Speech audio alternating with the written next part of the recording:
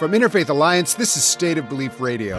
I'm Interfaith Alliance President, Reverend Paul Raushenbush, broadcasting this week from Washington, D.C. The 118th Congress has convened here in the nation's capital, and while overt Christian nationalists did poorly overall in the midterm elections, plenty of their agenda seems to have made it to the Hill. Between that and the right-leaning Supreme Court's full docket, there's a lot to consider. Christian nationalism expert and best-selling author Katherine Stewart will be back with us to share her insights. One of the requirements for making positive change is understanding the starting point. That's one of the gifts visionary Diana Butler Bass offers to so much of her writing. She gets it right about where we are and imagines the best direction for the future, whether we're talking about organized religion or our politics or our culture. That's why I am really looking forward to getting her thoughts about the moment we're all living through today when she joins me later on this week's program. You can hear State of Belief on the radio and get the podcast on Apple Podcasts and all the other podcast platforms. Every week, I am in conversation with some of the most fascinating and impactful civic and religious leaders across the nation. Please subscribe today. State of Belief Radio is made possible in great part by the generous support of our listeners. If you have made a donation, thank you for helping get these conversations heard by more people who need them. If you haven't pitched in yet, information on how you can help keep this show on the air is available at stateofbelief.com. And you can find out more about the work of Interfaith Alliance and join us in that work at interfaithalliance.org. And now to my first guest. Journalist and best-selling author Katherine Stewart is an expert on Christian nationalism. She's the author of The Power Worshippers: Inside the Dangerous Rise of Religious Nationalism, and has also published a book about radical conservative takeovers targeting our public education system. With the January 6th anniversary behind us and a new congressional session underway, it's great to have her back with us on State of Belief. Thanks for being here. It's my pleasure. I'm so happy to speak to you today. So, most recently, I read your very sobering piece in The New Republic called The Rise of Spirit Warriors on the Christian Right. And I wonder if we can dive into that. I'll start by just offering this one little snippet that really just jumped out at me, which is the idea that the American political realm is a place of spiritual warfare in a literal, not metaphorical sense, is one of the defining elements of the new forms of highly politicized religion that are surging across the country. Unpack that for us a little bit. Sure. Well, let's pull back for a minute. American religion has never been a static thing. It's always evolving. But the evolution is frankly divided. I think we spend a lot of time hearing about the secularization trend. We hear about the rise of the so-called nuns. But I spend a lot of my time looking at what's happening on the other side, looking at what's happening to people who are committed to religion. And within that group, there's a substantial shift. And Christianity, as we know, is incredibly diverse. But there has been a shift among some sectors of Christianity in favor of an increased militancy and increased support for authoritarianism. So, for instance, one of these movements, it's called the New Apostolic Reformation, which emerged out of Pentecostalism and neo-charismatic offshoots, is very theocratic. It says that Christians of a certain type should dominate all sectors of society, including government, education, and things like that. And but it's not limited to the neo-charismatic offshoots or groups like that, or the sort of apostolic and prophetic types of religion. It shows up among some reactionary Catholics, some right-wing Presbyterians or Baptists, or non-denominational Christians and others. So while secularization is going on, the religious sort of rump, as it were, the folks who are on the sort of more reactionary side of religion are becoming more radical. And it's sort of like, I would say, a style or a language is kind of shared language, this idea that American political scene is a place of spiritual warfare in a literal and not metaphorical sense. Yeah, you nailed it. I mean, it's also it's a very sort of sense of everything being deemed in these very sort of binary spiritual terms of good and evil, demonic and angelic or whatever, and it's very hard to imagine ultimately a strong functioning democracy when people are using those kind of terms to describe the other side. Today, we're recording this on the 1st, and at this very minute, there's a gathering of people at the Bible Museum where people are like they're calling for a repentance of America, and that everything we're doing is wrong, and that there's you're in these circles, and you're kind of wondering, well, how do we have a conversation about going forward together when we've already established that you are, you have deemed yourself the angels of light, and people perhaps like me as like demonic forces. It's very hard to imagine a functioning democracy like that.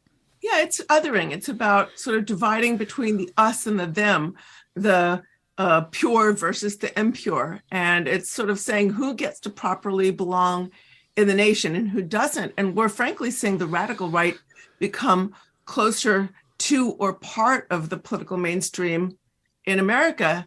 And many conservatives are pushing the idea that there are sort of real Americans who are people who worship like them or belong to certain approved religious backgrounds and have certain approved political views, and those who are not. It's a kind of exclusionary nationalism. Yeah. I mean, so much of your work right now is focusing on this term, Christian nationalism. And, we should probably just take a minute because there's lots of different definitions of that. But how you are seeing Christian nationalism also seems to be evolving and changing. I mean, it's not a static idea. How do you see Christian nationalism today, the 1st of February, 2023? Well, Christian nationalism is not a religion, right? It's not Christianity. It's not the whole of Christianity. I think of it as involving two things. Number one, it's an ideology, and number two, it's a political movement, an organized quest for power. So the ideology says that only it's sort of, again, about who gets to belong in the nation and who doesn't. It says promotes the idea that America is founded as a Christian nation according to a very particular definition of Christianity, and says that all of our problems stem from our abandoning the supposed conservative Christian heritage of our founding. But this ideology is really a tool for a leadership-driven political machine that turns that sort of deep mythology into political power. And the machinery of the movement is very dense. It's organization-driven, leadership-driven, and the strength of the movement is in that dense organizational infrastructure. Yeah, I think that's such an important point, that this is, this has the appearance of being a grassroots movement of people kind of say, all I want is to be Christian in America. Is that so wrong? But really, one of your major points is that this is actually coming from a very centralized and concerted effort around power that is using convincing messaging to a certain part of the population and the vehicles, the networks, in order to spread this idea of Christian nationalism. And And specifically, this idea that there are some people who have a privileged status and who truly belong, and everyone else is here kind of, if they're lucky, by the indulgence of this true American minority. So I think it's just really important what you said, is that this is not actually a grassroots movement, but it can look like that. But there's a very particular power grab and like organizational, efforts. I mean, I wonder if we could just focus in for a second on a current manifestation located in the Sunshine State of Florida, which I think is just really it's almost a textbook case of what's happening that we're seeing. That's absolutely true.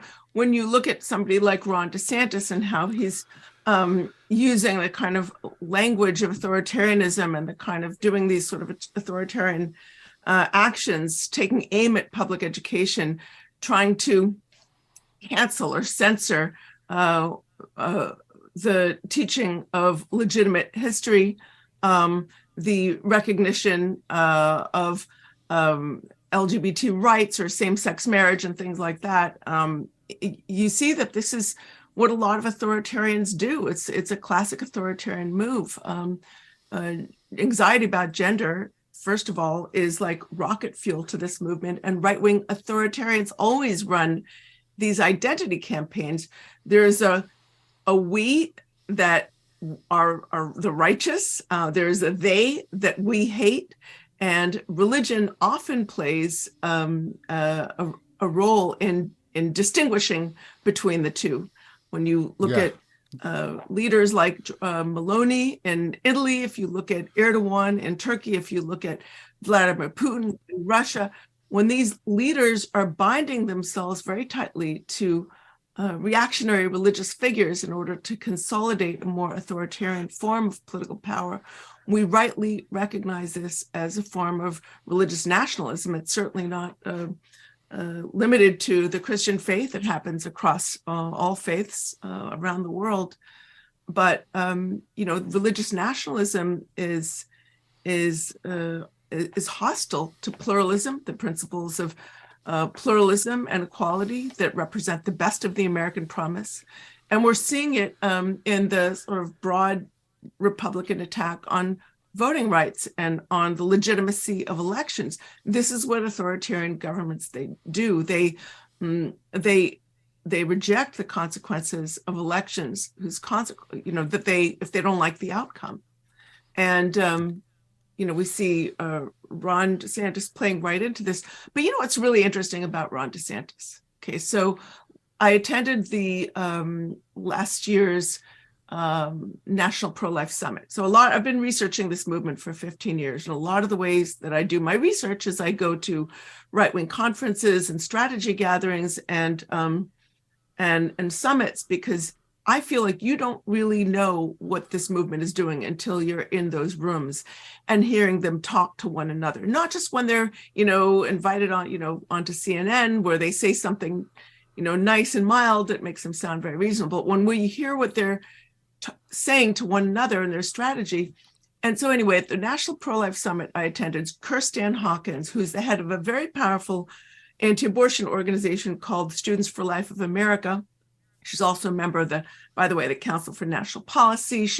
Has a relationship, professional, collaborates with Leonard Leo.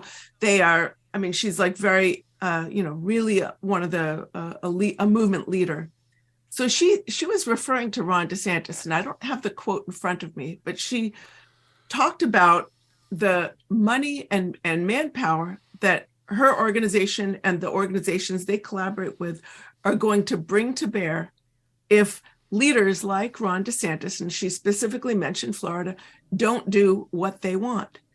And sure enough, a few weeks later, Ron DeSantis endorsed, I believe it was a 15-week abortion ban or something like that. But if we want to know, one of the reasons why the Republican Party has gone so far to the right is because this movement turns out, it has the ability to turn out a very substantial part of the Republican vote. They turn out the most reliable portion of the Republican vote. And because of gerrymandered districts, a lot of Republicans are never going to run against a Democrat. So they can only really get the support of this movement by running as far right as they can, by endorsing exactly what the movement wants them to do. And we've seen this happening certainly in Florida and beyond. It's really it's shocking what's happening with the abortion ban, as well as the censorship in school, and the not just with LGBTQ material, but also now the fight over Black history, vaccines. I mean, all of this stuff feels very kind of almost boilerplate at this point. It's like, this is the playbook.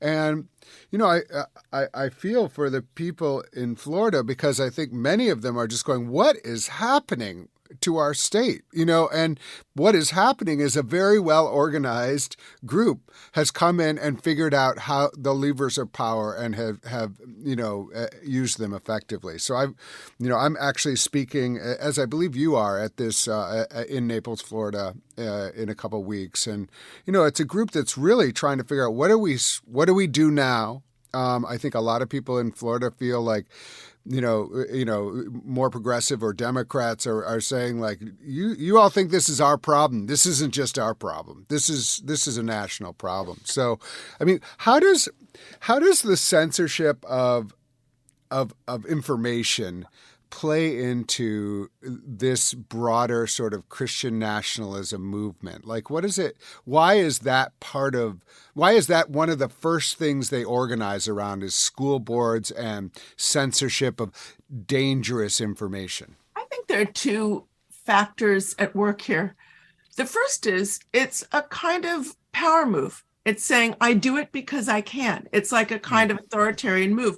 This is a movement that they referred to Trump as a king, not as a president, but as a king, King Cyrus. They compared him to King Cyrus or King David. They said he was God's choice, God's guy. That's how he was referred to, an imperfect ruler through whom God chose to enact his will. Here's the thing about kings.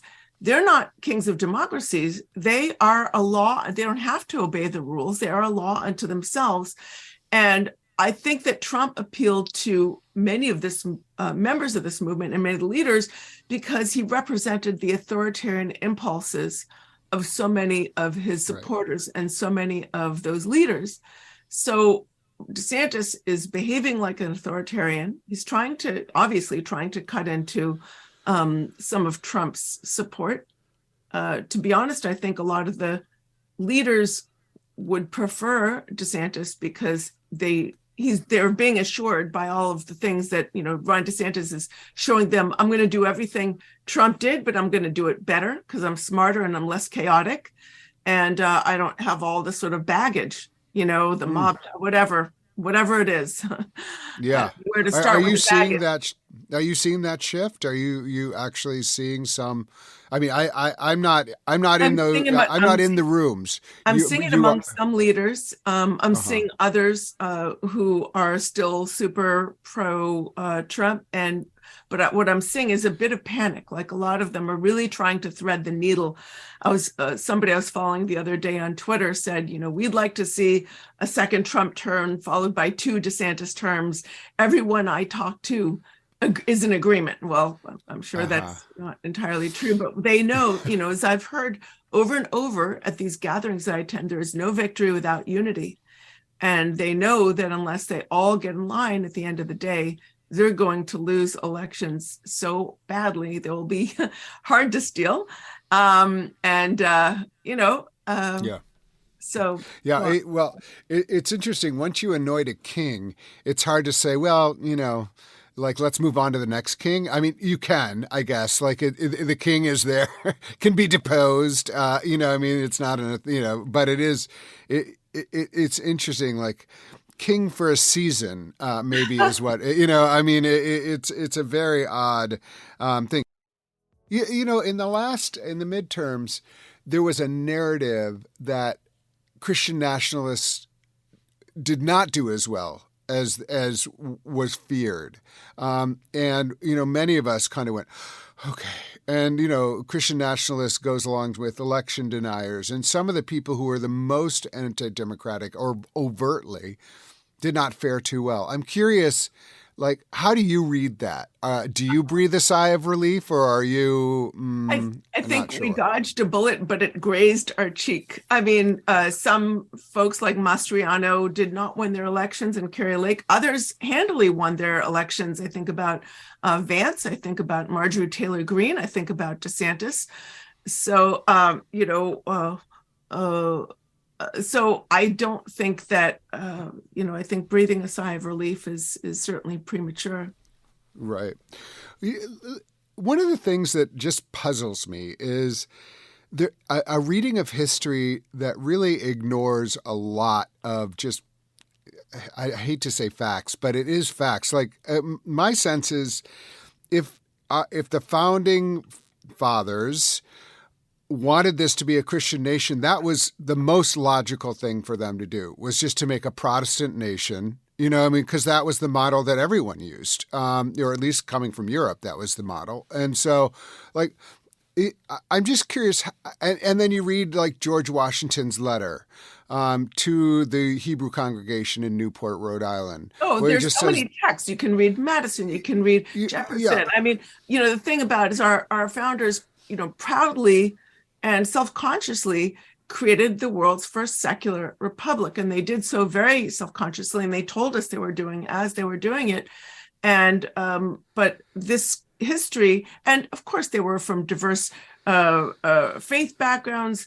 Many of them were deists, which was considered a kind of heresy in their time. It was they sort of endorsed a kind of natural order of things, which was not sort of theistic order of things by any means, but our country was founded to serve, of the people, by the people, and for the people, not to serve any kind of pope or any religious purpose.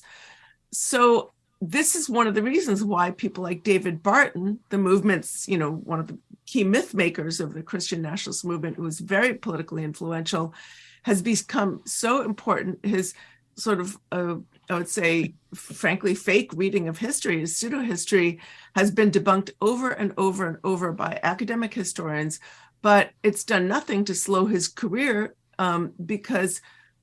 simply because it's not true. The movement leaders know that they need to in order to take this country in a completely radical direction, they need to sideline accurate history, and so they need. I mean, it's creating a myth that you can just. I mean, not in the good sense, but just in the sense of let's put together some words and say this is how it went down, and not just ignoring actually that's one of the things they got right. There's plenty they got wrong, but they got this right. And the idea also, there were many non-believers at the founding of our country. It wasn't it wasn't just all these pilgrims or whatever, and so there were it's just very religious people as well. But what they did is they very self-consciously created a religion with a separation of religion and government, and this was never applied perfectly, of course. And our country has gone through a lot of different shifts. We've had different religious movements arise, like the Great Awakenings, and we've had other religious movements arise, like the social gospel. We've always had, but the separation of church and state is, it's not just for atheists. It served our country very well, and our religious movements very well since our founding. The reason we have such a sort of vibrant and diverse religious landscape is precisely because we've had a separation of church and state. Exactly. I mean, this is so it's just really important. So we have that founding, and yet here we have this throughout it. There have, my guess, and this is where I actually, as a historian, correct me, there have been movements that may not have called themselves Christian nationalists, but felt empowered by that idea. I mean, certainly the Ku Klux Klan did. They felt like they were owning this country in a certain way. There are probably other examples. I mean, this is Where does Christian Nationalism 2023 fit into the trajectory of this kind of impulse of theocracy or power grab in the name of religion? Well, what's really interesting is when you're talking about groups like the sort of white nationalist groups, or the groups like I think about the Proud Boys and the Oath Keepers and some of those militia movements. For some of them were not particularly religious for a long time, but they have adopted the language of Christian nationalism in recent years. I'm thinking about the Proud Boys specifically here because it's become very useful to them. It's a way of sort of getting everybody giving the kind of ideological bolstering for their activity. And others are very have adopted the sort of language and framework of Christian nationalism because it sort of conforms to their anti-government. That conforms to their kind of anti-government attitude. Yeah. Where does Christian nationalism fit in our conversation today about anti-Semitism? Wow. Well, again, it's about who gets to properly belong in the nation and who doesn't.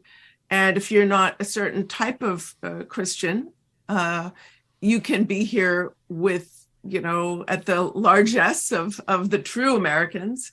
But it really is a kind of, again, exclusionary nationalism. Now, that's not to say that there's been, sometimes you'll hear leaders talk about Judeo-Christian nation, which gives, in a way, the appearance of diversity to their movement in the terms kind of toleration.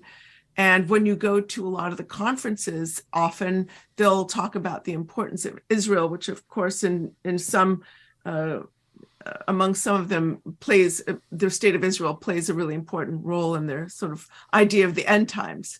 So it's complicated. Yeah, it's complicated.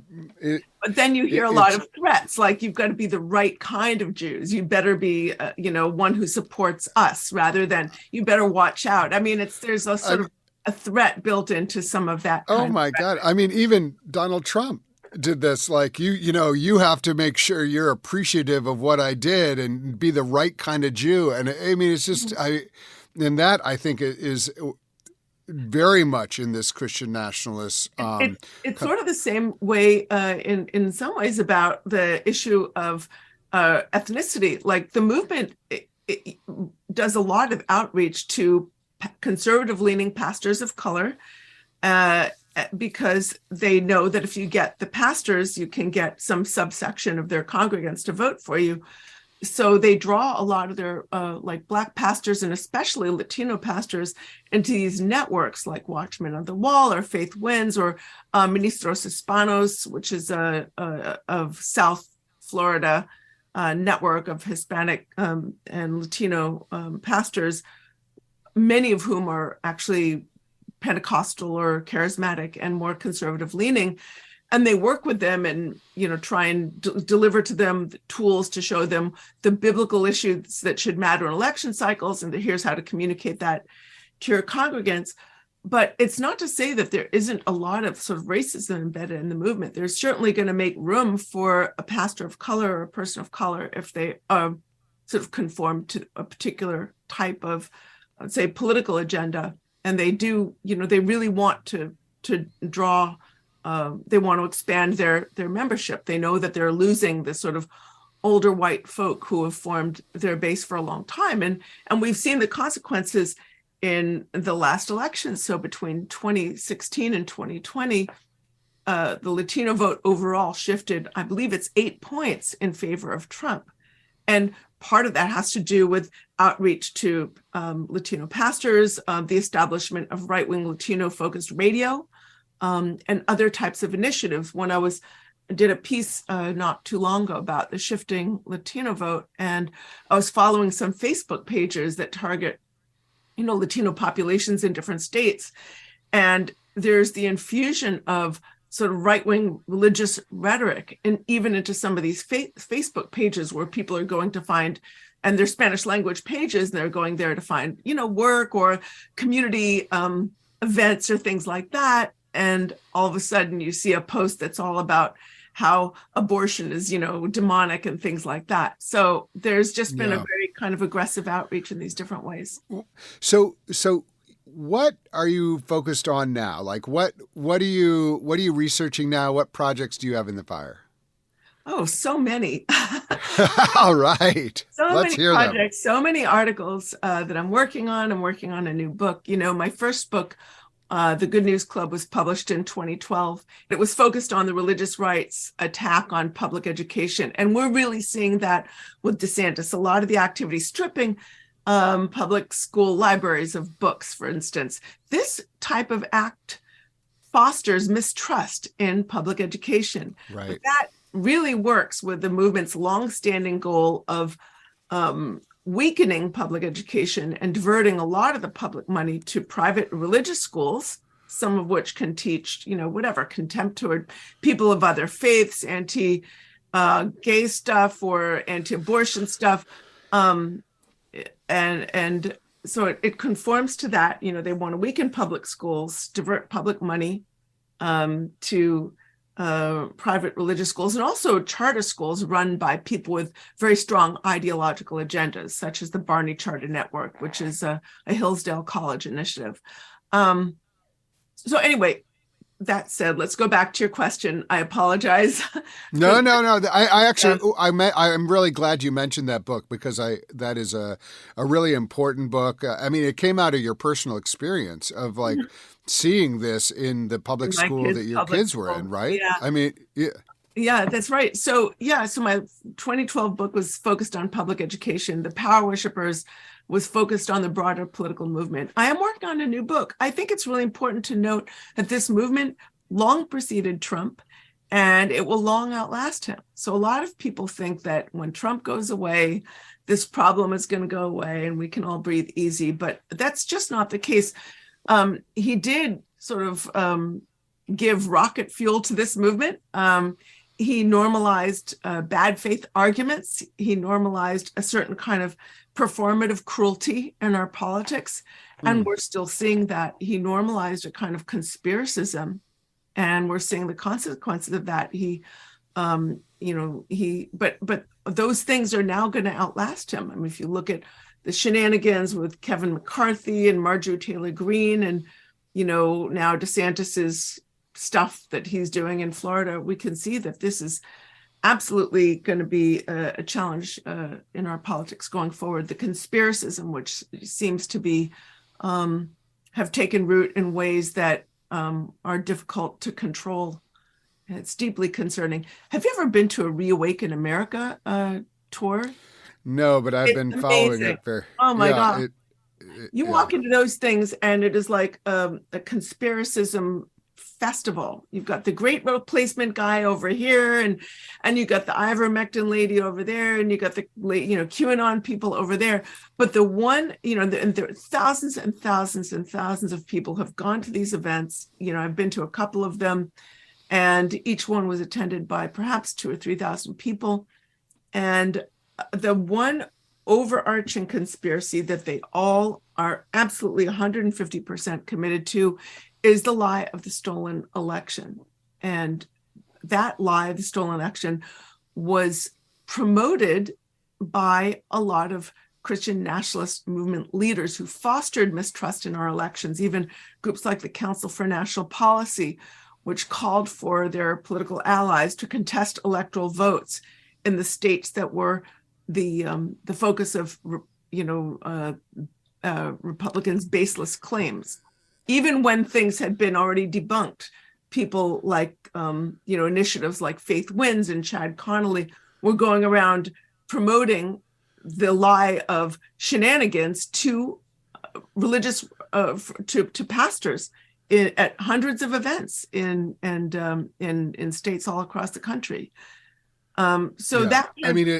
It is. Of course, it only happened in states where Trump lost, which is quite a coincidence. And also not to the Senate races that happen to have been won by Republicans, but only the ones where the Democrats won. It's really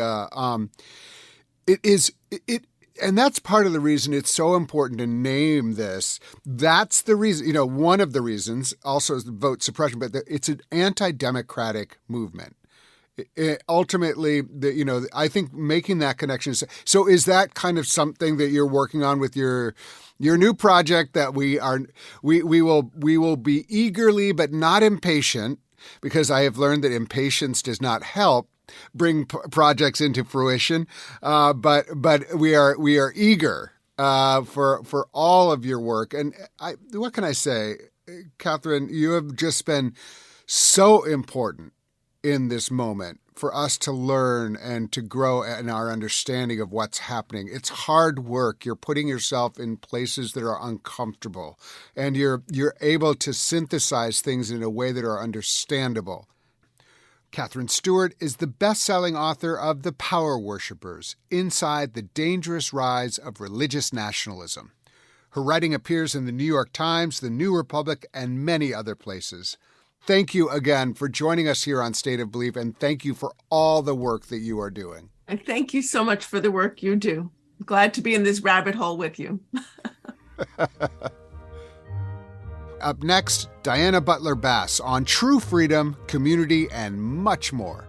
If you miss any part of today's program, you can hear full episodes of State of Belief anytime on our website. You'll also find links to the topics we discussed this week, extended interviews and transcripts, and an archive of past shows, all on stateofbelief.com. You're listening to State of Belief Radio, made for such a time as this.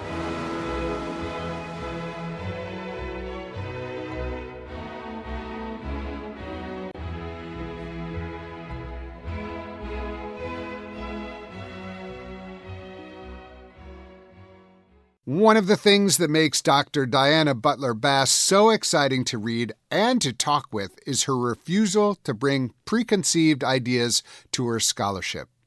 The author of such books as Christianity After Religion, Diana has also explored mysticism, gratitude, and healing faith communities. And she also writes with powerful clarity on the current events deeply affected by religion. As we see many of the ways faith is being misused in our politics and culture right now, it's great to have Diana back on State of Belief Radio to tell us how to use it right. Thanks for being here today. Oh, Paul, it is just so great to be with you. I don't know how long we've been actually sort of plotting this sort of goodness in the world. We've been plotting goodness in the world for it's got to be like 20 years. I mean, this is so great to be reconnected. I feel like I watch you so much on social media and get a sense that you have a new Substack that is excellent. What is that called? Let's just start there, because I want people to get as excited about this conversation as I already am. What's going on with your Substack? And I know that sounds like a crazy intro, but with you, it's actually a really good question. Well, I have actually loved it. I write a Substack newsletter called The Cottage, and it grew out of the pandemic and my need to connect with my audience. And, for years I had maintained a, regular author kind of newsletter. It was through another platform. And what I had always thought of as a newsletter was simply a way of me informing my readers what I was working on or where I was going to be speaking. It's pretty nuts and bolts stuff. But when the pandemic hit, all of a sudden, one of my major streams of income, of course, dried up, because authors write books and we do speaking engagements. And so there were no speaking engagements. I had a book release, but there was no book tour. I was just locked in my office, and I wasn't entirely sure how, as a freelancer, I was going to make a living. And a friend of mine came to me and said, have you seen this new platform, Substack? They allow writers to connect with their readers. And it's not just about information, it's about creating community. And so I checked it out and I got pretty excited about it. And so I began this project of writing a newsletter. And it isn't just what I'm doing, but instead it's really become an invitation into conversation with my readers and people who like my work. And in the last 2 years, I can't even believe it. The free list of subscribers has grown from 5,000 people who were on the original newsletter list to 33,000. That's wild. Congratulations. It is, isn't that wonderful? I mean, it's so important. And this is, not only is it important because I'm glad that hopefully you are able to sustain your work, but also because we need community and we need people being introduced to good ideas about religion that are life-giving, that are community-focused, that are, that shed more light rather than a narrow, constricted understanding of religion, which has always been what you've offered to American religion. So that's exciting. I have one question. Is that cottage a real place, or is it like a fantasy in my head that is like where I want to live all my life? It's a real place. As a matter of fact, I'm sitting in it right now. Oh my God. Okay, you are living the dream. You have to go there, but the cottage, Diana Butler Bass, you'll find it. And it is like the most idyllic sort of, little shutters and all of this. It looks very nice. So congratulations on all of that. Now we've talked about the vehicle, but what is consuming you right now? I have like 50 things on my list, but what is like at the front of your list?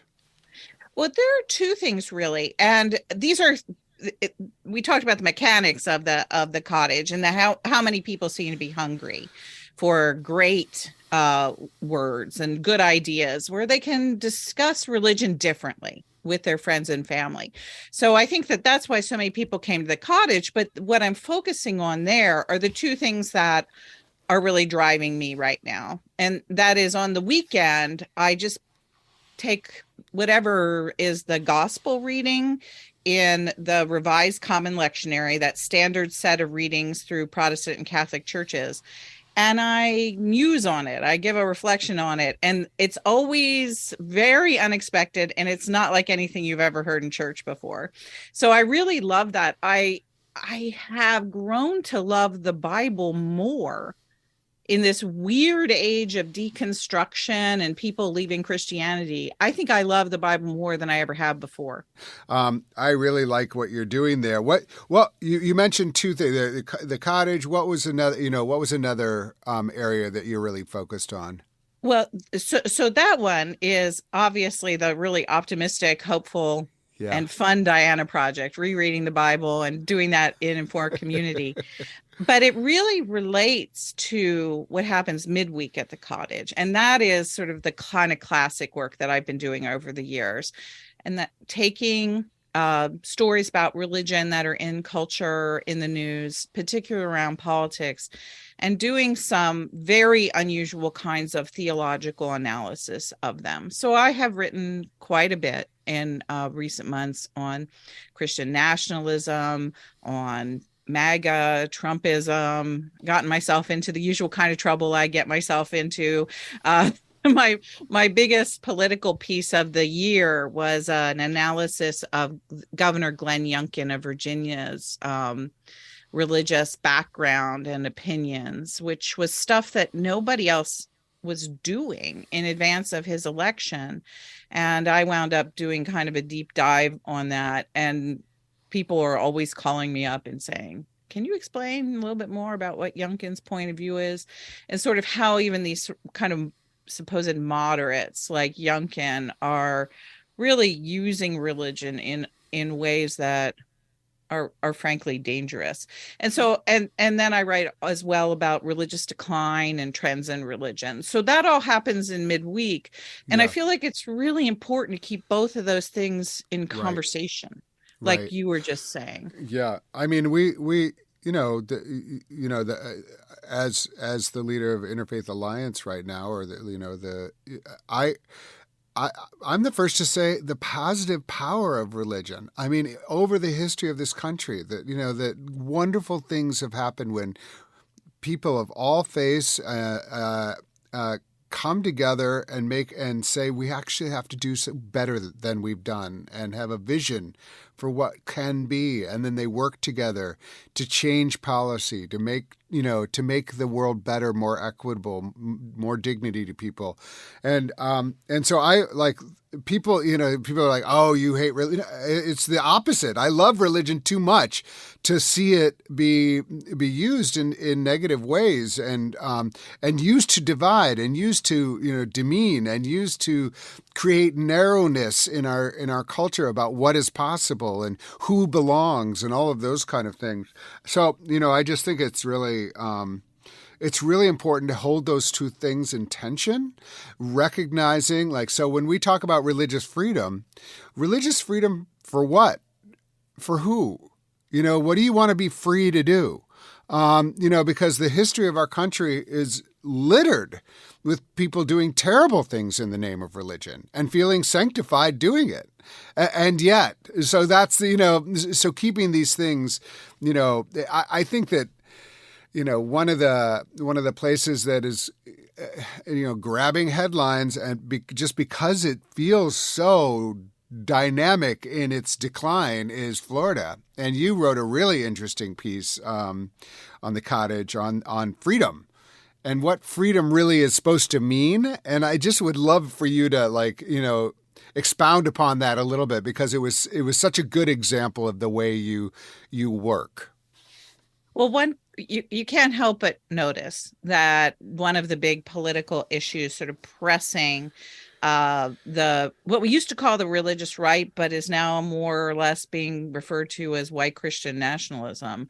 There's kind of a sloppiness and overlap of those terms, but I think that some of it is fair. So one of the things I can't help but notice is that white evangelicals are using religious freedom as a political wedge issue. And they're arguing that their freedoms are being eroded. And so DeSantis, interestingly enough, in Florida, has taken this up. He himself is Catholic, and I think he's doing an incredible amount of dog whistles to the very deep traditionalist theocratic parts of conservative Catholicism, but he's also borrowing an incredible amount of language and issue concern from white evangelicals and from, interestingly enough, Hispanic evangelicals. So freedom becomes a central point for their political platform. But what I pointed out in my essay was that their idea of what they're calling freedom runs contrary to some of the basic theological teachings of particularly Protestantism in relationship to freedom. And so I went back to the very first ever Protestant theological tract written on freedom by Martin Luther in the early 1500s. I think it was 1520 or 1521. That piece was written, and it's called The Freedom of a Christian Person. And in that tract, which becomes central to the Protestant Reformation, Luther lays out two propositions which seem to at first conflict, but they're really a paradoxical tension. One is that, as he says at the very beginning, a Christian is a perfectly free Lord of all.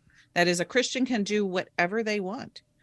And then the second proposition is a Christian is a complete servant to all. And so those are the parameters theologically of Christian freedom that Protestantism has struggled with for 500 years. This idea that there is total freedom in God, especially for Christians, total freedom in Christ. Yet that total freedom has the limit of the love of neighbor. And how do you put those two things together? And so that's what Luther's tract was about. And so what I wrote is that what is happening with white Christian nationalism, with DeSantis, and with this use of freedom as a political wedge issue is that they only take the first part of the proposition. They only take the idea of, I have total freedom. White Christians should have total freedom. And they forget that has to be in complete tension and paradox with the second part of what Luther constructed, and that is we are bound to one another in community, and that love becomes the guardrail to total individual freedom. So I wrote about that, and I hadn't seen anybody really talking about that. Basically, I said that DeSantis was a bad Christian, at least a bad theologian, and because that whole Luther idea becomes an idea that goes into Western intellectual history. The founders of the American Republic they knew that tract. Everyone who was an educated man, European, in the 18th century knew what Luther had said about freedom. And people like Locke and others who were great theorists in the century of the Revolution, they played with it. They were trying to understand it in new political setting. And so the founders knew that tension in those propositions of Lutheranism when they were constructing the Constitution and the Bill of Rights.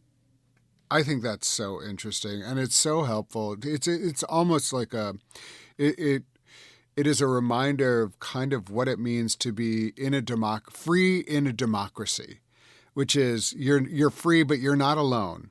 And soon, with this current Supreme Court, which seems like it will be weighed in a certain way for the foreseeable future, we're going to be in a situation where people are going to be able to do a lot of things, and people are going to be able to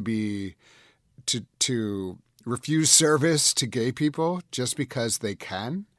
And I think part of what, I almost allow that to be a given at this point, given where the Supreme Court is.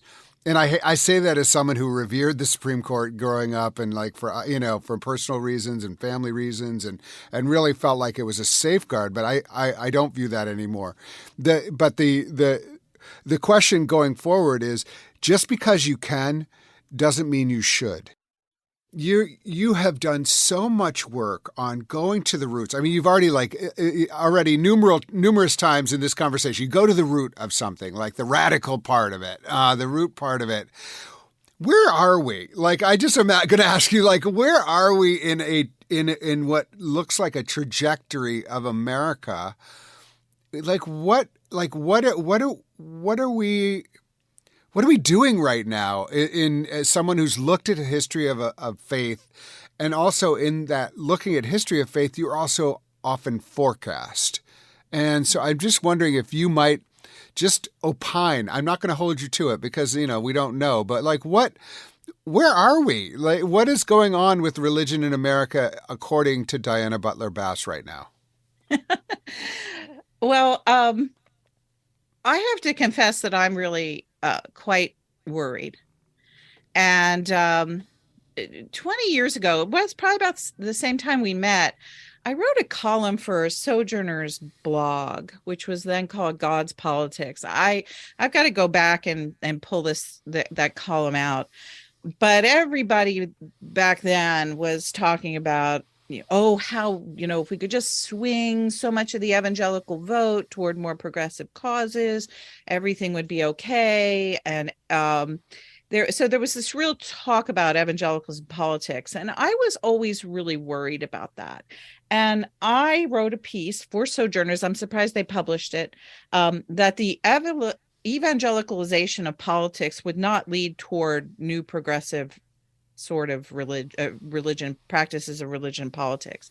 I thought the evangelicalization of politics would lead towards atheism, because all I could see was how strong, robust, and compelling the religious right was. And I thought, whatever these few people do and the evangelical left, it's not really going to have a terribly huge effect. And instead, what's going to happen is that all of this religious rights stuff is going to create an entire generation of young Americans who are growing up in evangelical churches who think that Christianity is right-wing evangelicalism, and think that in order to be a Christian, you have to be a conservative Republican. And that would wind up being dangerous, and that all of the people who were being exposed to those views, a good proportion of them would probably leave religion altogether. And so I remember when I wrote that, and there were people at Sojourners who actually laughed at that piece. Although I have to confess, Jim Wallace liked it and was willing to engage me on it. He was interested in what I was seeing there.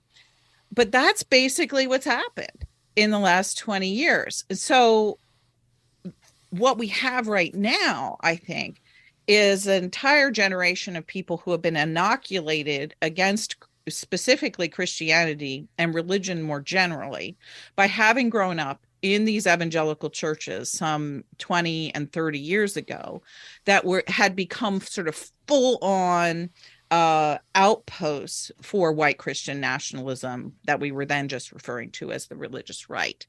So that meant it would cause a precipitous, it would continue to add to the precipitous decline in the main line, because people who grew up within that evangelicalism, they never thought that liberal Protestants, mainline Protestants, were even Christians. They were taught from their youngest memories, never walk in the door of a UCC or Lutheran or Episcopal or Presbyterian, liberal Presbyterian church, because that's where the devil lives. Those people are terrible. They're all heretics. And so there was no sort of outflow place for that whole generation of people. They couldn't just sort of leave church and walk down the street to the nice Methodist church.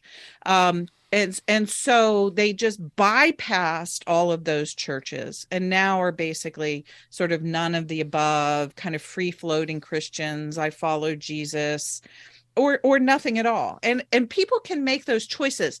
That is really fine. I appreciate a lot of the honesty and religious choice that people are making right now.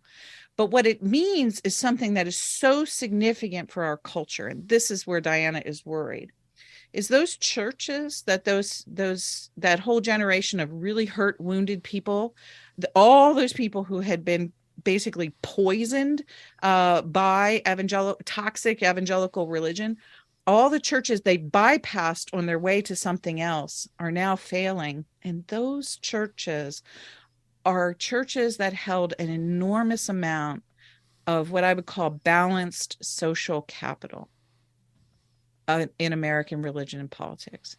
Those were churches that basically ran soup kitchens. Those are churches that taught people about Luther's theology of freedom of a Christian. Those were churches where Republicans and Democrats could disagree on things, but they got together and they worked toward common good. They believed in something called common good. And with those people in those kinds of churches and your basic sort of local Catholic parishes, those kinds of churches formed a sort of social background that became part of American political practice. And so now that that is gone, I think that the loss of that has led to two very dangerous things. One is people have now replaced those kinds of religious communities with identifying only with a partisan political community. And so the loss of these communities where there was some possibility of people working together has exacerbated division. It's made it worse.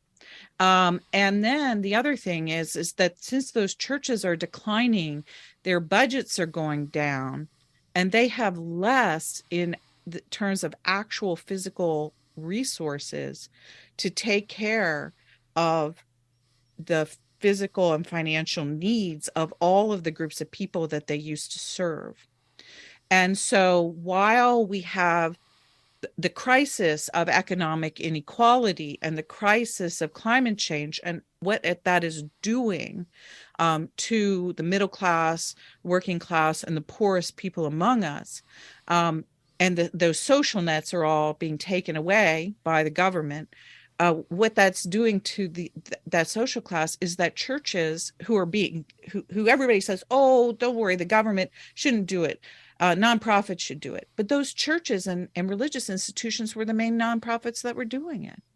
And now without people, they don't have the money to do it.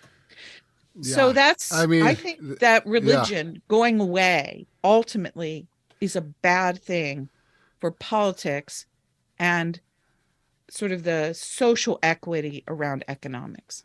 Yeah, that's really interesting. I remember preaching at the commencement at Colgate Rochester Crozier Divinity School, and it just as something came out, just like the decline of churches, all churches, but including the evangelical church, and just lamenting that I don't. Like, not everybody has to be a Christian. That is not my goal at all. And I know you're not saying that either.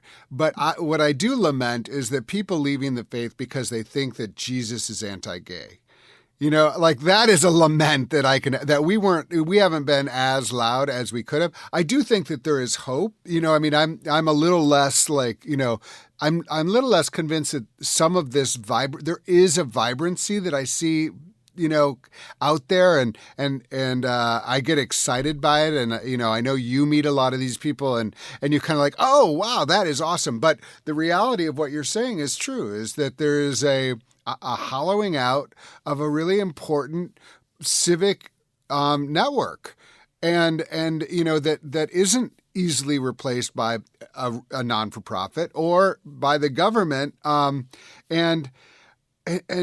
part of what I hope to do with Interfaith Alliance is to really figure out ways to be part of a conversation about what you're about how important these locations are, because at the same time that there is a loss of capital there's a concerted effort among some to reduce public institutions. Libraries, things that used to be like the mainstays of a community, are also getting hollowed out. So if there is a kind of a more conservative sort of January 6th attack on democracy, we won't have a network in place. So part of the goal for Interfaith Alliance is to actually find ways to build ties and communities within the community. Wouldn't it be something, Paul? I literally just thought about this when you said it.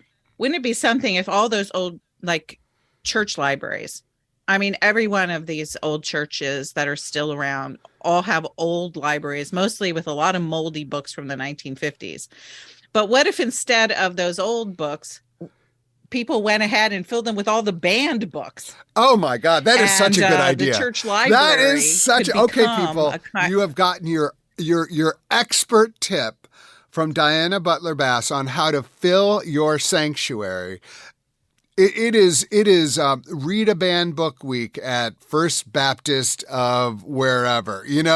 Come on, really, knowledge is not going to hurt us. This is, and especially knowledge about increasing the humanity of our neighbors. And so that is a great idea. That is just one example of the things you are going to gain when you become part of Diana Butler Bass's Substack, The Cottage.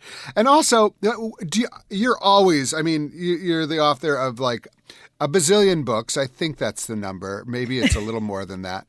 But do you have a book project in mind as well? Or are you working on anything that you're really excited that you want to share with us? Yeah, I'm working on 2 history projects right now.